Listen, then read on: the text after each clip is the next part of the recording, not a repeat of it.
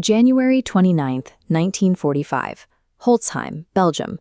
First Sergeant Leonard Funk walks around the corner of a farmhouse and stops dead in his tracks. To understand the sheer impossibility of what he walked into, look at this distribution. 90 German soldiers are staring back at him. 20 minutes earlier, they were prisoners.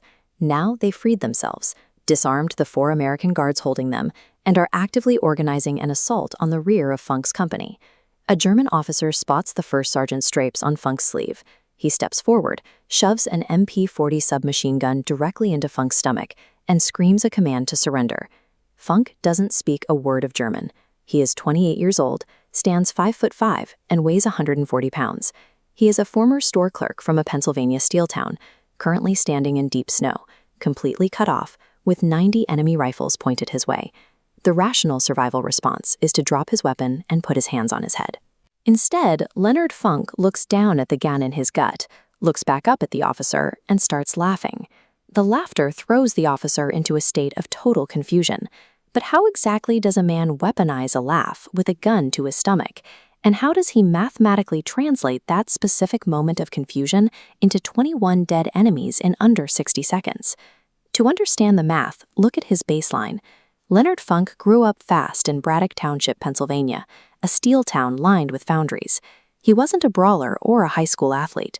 By the time he graduated during the Great Depression, he was already taking care of his younger brother and working quietly as a clerk. When he volunteered for the newly formed paratroopers, he brought that exact same methodical mindset into combat. Look at this aerial photograph of the D-Day drops. German anti-aircraft fire scattered the formations across 50 miles of occupied French countryside, drowning men in flooded fields and dropping them directly onto enemy camps. Funk hit the ground hard, severely spraining his ankle, but instead of hiding, he started walking. Over the next 10 days, he gathered 18 lost paratroopers from different units and led them 40 miles through German-held territory. They reached Allied lines without taking a single casualty. 3 months later, during Operation Market Garden in Holland, his company needed to secure a drop zone for incoming gliders. Funk took a 3-man patrol and directly assaulted a prepared defensive position, neutralizing 20 German soldiers and 3 heavy anti-aircraft guns. The pattern is consistent. When placed in highly volatile environments, Funk systematically processed impossible odds into actionable steps. He evaluated the variables and executed the math. By December 1944, the variables changed entirely. The Germans launched their final offensive through the Ardennes forest. Temperatures dropped below zero. Men froze in their foxholes and weapons jammed.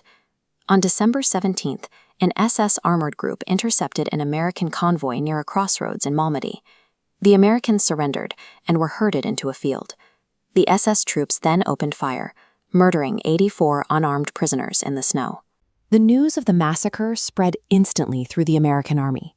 The unwritten contract of combat, that giving up your weapon guaranteed safe treatment as a prisoner of war, dissolved entirely.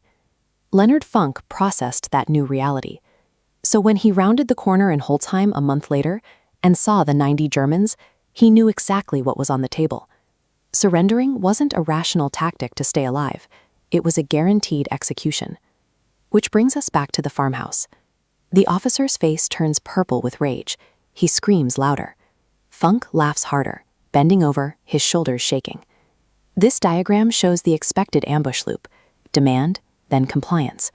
Funk's laughter inserts an anomaly, creating cognitive dissonance. As we zoom in on that timeline break, a short window opens. Funk uses that hesitation, slowly unslinging his weapon like he's surrendering. The officer relaxes his posture slightly. Then, faster than thought, Funk swings the muzzle of his Thompson into line and squeezes the trigger. The officer is dead before his knees hit the snow. The math of the next 60 seconds is brutal. A Thompson submachine gun fires 45 caliber rounds at 600 per minute. Funk empties his 30-round magazine in under 3 seconds, cutting down the soldiers nearest to him. He survives the massive vulnerability of a 2-second reload, slams a fresh magazine in, and keeps shooting, all while screaming at his 4 captured guards to grab the rifles off the ground. The guards scramble to arm themselves and start firing. Caught completely off guard by their dead commander and the sudden crossfire, the German unit's organization shatters. When the smoke finally clears a minute later, 21 German soldiers are dead. 24 more are wounded. The remaining 40-plus men throw down their rifles and raise their hands. Funk survives by realizing that paralyzing the mind of the enemy's leader is far more lethal than matching their numbers. For his actions in France, Holland, and Belgium, Leonard Funk earned 3 Purple Hearts, the Silver Star, the Distinguished Service Cross, and ultimately the Medal of Honor, making him the most decorated paratrooper of World War II. During the pinning ceremony in the White House Rose Garden, President Harry Truman looked at the 5'5" soldier and said, "I would rather have this medal than be President of the United States." Men with that level of fame often wrote books or went into politics. Funk did neither. He packed up his medals, went home to Pennsylvania, and sat back down at a desk. For 27 years, he worked for the Veterans Administration. He spent his days navigating the massive bureaucracy, processing disability claims, and cutting through paperwork to ensure his fellow soldiers got the benefits they had earned. The exact same meticulous, quiet work he did before the war. Courage isn't always loud, and it doesn't require physical dominance. Sometimes it is simply the clarity to keep calculating the odds, protecting the people around you, and doing your job, even when a gun is pressed to your stomach.